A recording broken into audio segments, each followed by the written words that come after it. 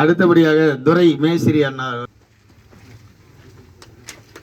அதாவது இவங்கெல்லாம் ஒத்துழைப்பு இல்லைன்னா இந்த மருத்துவ முகாம் இங்கே நடந்திருக்காது. இதுக்கு காரணமே இவங்க தான். அடுத்தது சந்தோஷ் இ மாது அண்ணா அவர்களுக்கு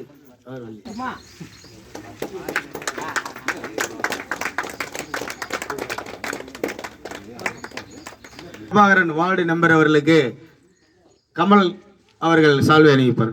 கமல் வார்டு கவுன்சிலர் பிரபாகரன் அண்ணா அவர்களுக்கு சால்வை அணிவிப்பார்.